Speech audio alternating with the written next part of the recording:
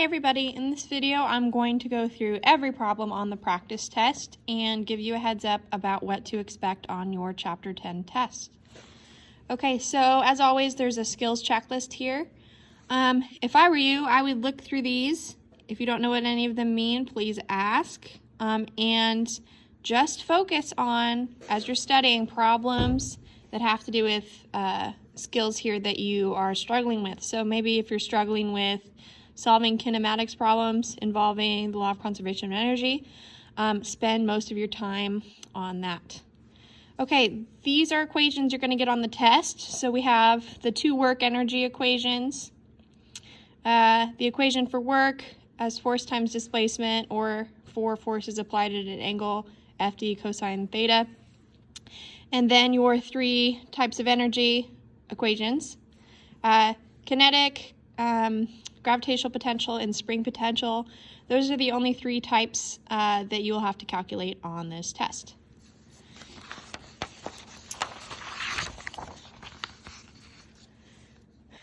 Okay, let's go through the multiple choice. Number one says, person X pushes twice as hard against a stationary brick wall as person Y. Which of the following statements is correct? And then we're given a series of, there's five. A series of 5 statements that have to do with how much more work person X is doing than person Y. The key word that you're supposed to recognize for this problem is stationary. So they're both pushing on this wall. They're applying a force, but the wall doesn't move, it stays still. There's no displacement. We know from our equations that work equals force times displacement. So if displacement is 0, work has to be 0.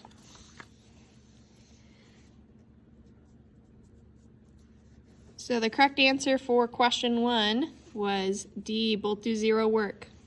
Work is only done if you're applying a force and there's a displacement. If something doesn't move, no work was done. All right, question 2. If the force on an object is in the negative direction, so either to the left or down, the work it does on the object must be negative, positive, or depends on the direction it moves. So let's look at the case where force and displacement are in the same direction. So let's say we apply a force to the left and then the object moves to the left. This would mean there was positive work. If force and displacement are in the same direction, work is positive. If they're in the opposite direction, say we're applying a force to the left, but maybe there's other forces acting on the object so that its net force is to the right, its displacement's to the right, this would mean there's negative work. So depending on the direction the object's moving, work could be positive or negative. We have these two cases. So the correct answer for question 2 is C.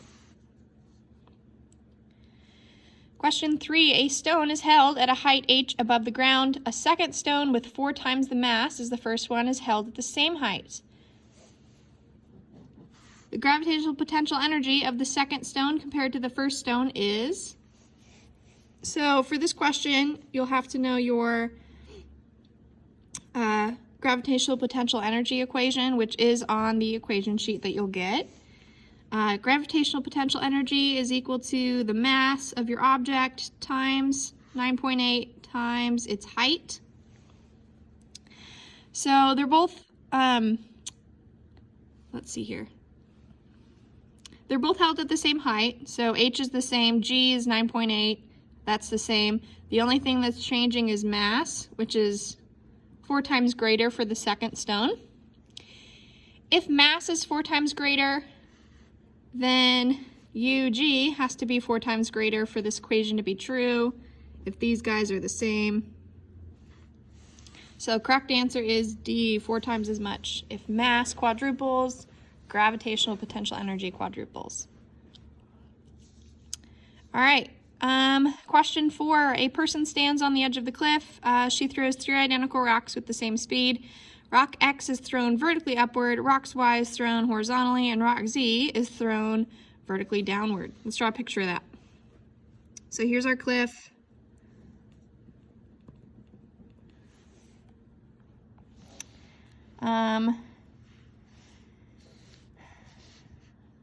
They're going to land down here on the hill. I'm going to draw their initial velocity vectors. Here's rock X. Oops, it doesn't say if it's straight up in the air, but okay. So here's rock X. Initially, you're throwing it straight up in the air. We know that it's gonna land on the ground down there. Rock Y is thrown horizontally. So here's Y. And then rock Z is thrown vertically downward.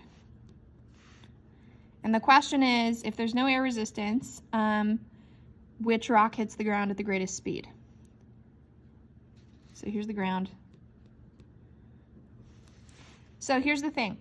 If all of our rocks are thrown from the same height, they start off with the same gravitational potential. All three rocks have the same gravitational potential. They're thrown from the same height. It doesn't matter what direction they're thrown. When they hit the ground, all of that gravitational potential energy is converted into kinetic energy. And if it started off the same, then they must hit the ground with the same kinetic energy. If they all had, I don't know, 25 kilojoules of energy at the top of the cliff, and all of that gets converted to kinetic, then they would end up with the same amount down here. Doesn't matter what direction you throw them or with what, well, I guess it tells us they're thrown with the same speed. All that matters is that height difference between the cliff and the ground, because that's what's going to determine gravitational potential and ultimately the kinetic energy, which has to do with the speed they hit the ground. So the correct answer for that one is D. They all hit the ground with the same speed. Same kinetic energy, same speed. That was like our problem that we looked at in class with the 3 marbles rolling down ramps. Okay, I think on your test there's just 1 page of multiple choice questions, and I selected them out of these. I think I put 1 or 2 new ones in there, but most of the multiple choice on your test are going to be pulled from these. They'll be really similar. Question 5 says, how high will a hill be? Oh, excuse me. How high a hill? Oh, okay. How high a hill would a 75 kilogram hiker have to climb to increase her gravitational potential energy by 10,000? So if we have gravitational potential is equal to mass times 9.8 times height, if we're looking at the change in gravitational potential is going to be mass isn't changing, G isn't changing.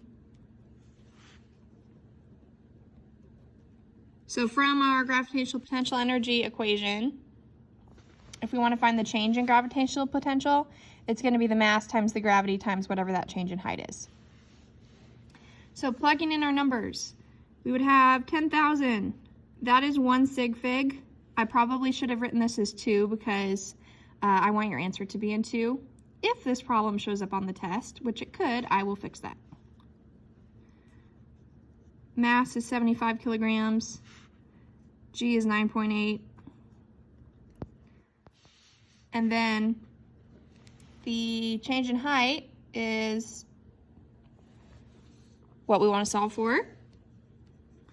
So algebra, we would multiply these two, divide both sides by whatever that number is, and we would get a delta H of 13.6 meters. Technically, you should round this to 1 sig fig, then it would be 10, but none of the options here are 10. So the one that's closest would be B, which is 14. And again, I will correct that error on the test if it shows up. All right, let's look at question 6. It says, 2 men, Joel and Jerry, push a car that has stalled, trying unsuccessfully to get it moving. Keyword, unsuccessfully. Jerry stops after 10 minutes while Joel is able to push for 5 minutes longer. Compare the work they do on the car. This is like the problem where we were pushing on the brick wall. If it doesn't move, if displacement is 0, and work is force times displacement, this is 0, that means that work has to be 0. Because it doesn't matter what force they're applying. If D is 0, just mathematically W has to be 0. So work is 0, neither of them do any work. All right. Let's look at 7. You throw a baseball straight up. Compare the sign of the work done by gravity while the ball goes up to the sign of the work done by gravity while the ball goes down. So, here, do my work over here. While the ball is going up, the displacement is up since the ball is going up, and then the force acting on the ball is gravity, which points down. So, since displacement and force are in opposite directions, we have negative work. While the ball is going down, displacement's down, and then force is down, same direction, so the work done by gravity on the ball is positive. Okay, if these are opposite directions, work is negative, same direction, work is positive. So correct answer to that one is C.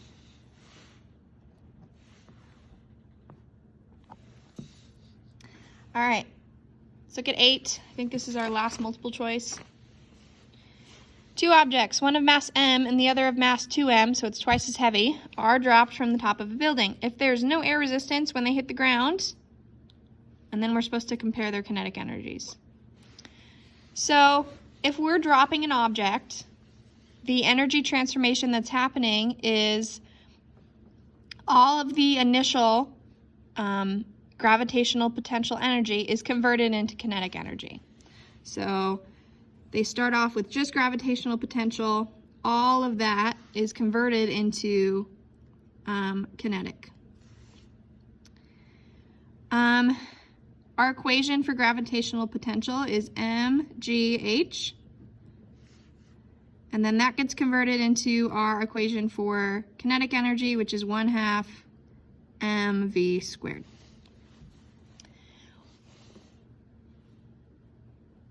All right, so let's say we start off with 2 objects. One is twice as heavy as the other. And we want to compare their kinetic energies, when they hit the ground. If you notice, and we covered this in class, mass appears on both sides. So we can cancel it. That gives us this, that acceleration due to gravity times the height is going to be equal to 1/2 their final velocity squared. So the only thing determining the final velocity of each rock is the acceleration due to gravity and the height that they're dropped from. So VF doesn't depend on mass.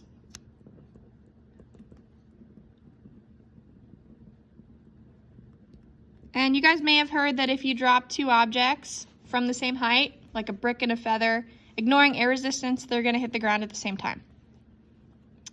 And with the same speed. So we know that final velocity doesn't depend on mass, and so they will have the same kinetic energy. They hit the ground with the same speed, ignoring air resistance. It doesn't matter the mass.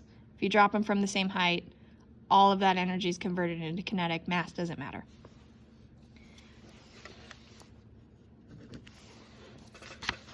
All right, let's get into some of these calculation questions. Key thing, and I put it here, and it will be on your test. Write down the equations you're using. I'm going to give you points for that. Also, pay attention to significant figures and units. All right, so 7 says a rope pulls a heavy cart with a tension force of 25 newtons. The cart is pulled for 15 meters at a constant speed. And then we're asked if we pull the cart perfectly horizontally or at an angle, how does the work done change?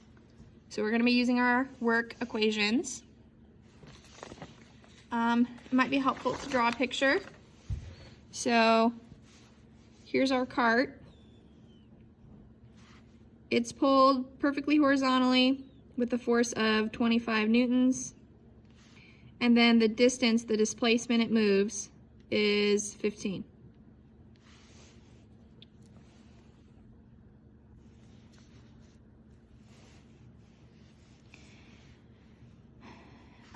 Since it's pulled perfectly horizontally, the equation we want to use is work equals force times displacement.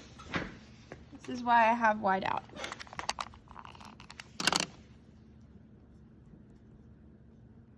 So we're just going to plug in our force and displacement. We get 25 newtons times 15 meters. If you type that in your calculator, you'll get 375, and then a newton times a meter is a joule. Our energy unit, same for work. Rounding to 2 sig figs, 380. And I will take off points if you don't have the right units and sig figs are incorrect. So that's the work done if it's pulled perfectly horizontally by the rope on the cart. Let's look at how it changes if we're pulling it at an angle. Okay, here's our cart once again. Instead of the force going in the direction of the displacement, it's going to be at an angle of 75 degrees from the horizontal. So this is 75 degrees. Our force is still the same strength. So, since our force is at an angle, we have to use this equation. Theta is the angle that the cart is pulled at. Plugging in our numbers.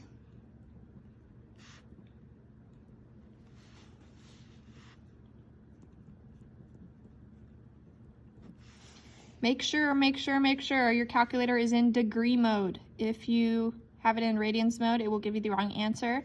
If you need help changing that setting, let me know. Once you type that in and round to 2 sig figs, you will get 97 joules. And we see that the energy decreased if you pull the cart at an angle, and that's because less of that force is going towards moving the cart.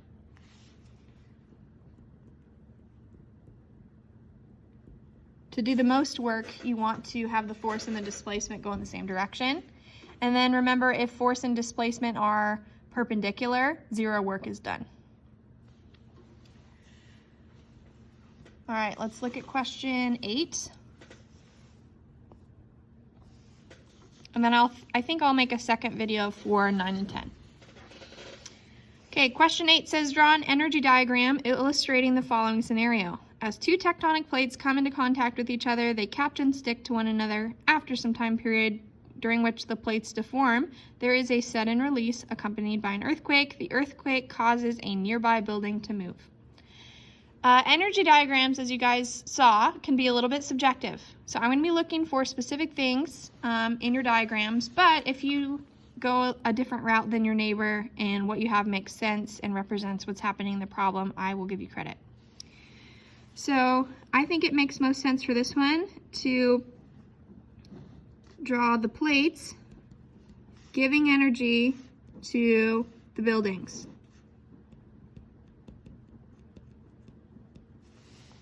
Okay. Now for the plates, we're going to be seeing one or more decrease in energy. And then the buildings are going to be increasing in one or more types of energy. Let's start with the buildings. The buildings are shaking and moving, so that's kinetic. I think that's the only type of energy the buildings gain, given the information in this problem. If they fall down, maybe they would be losing gravitational potential, but we're not told that. So I would just be looking for you to put increase in kinetic energy because the buildings are moving. Now, the tectonic plates, they are deforming. I alluded to this in class, but if we have something that's changing shape, making it gain or lose energy, that is elastic potential, even though they're tectonic plates. So just like a spring or a rubber band, if something's deformed and it stores or loses energy, that is elastic potential energy. So the plates are getting squished, and then there's a release, just like if we were unsquishing a spring, causing the buildings to move. It also says the plates catch and stick on one another. So if you wanted, you could put decrease in kinetic because they're stopping, but I would just be looking for the decrease in elastic potential and the increase in kinetic. Okay, you guys, I have a class coming, so I'm going to make a separate video for 9 and 10. Please let me know what questions you have. Feel free to email me over the weekend. Our test will be on Wednesday.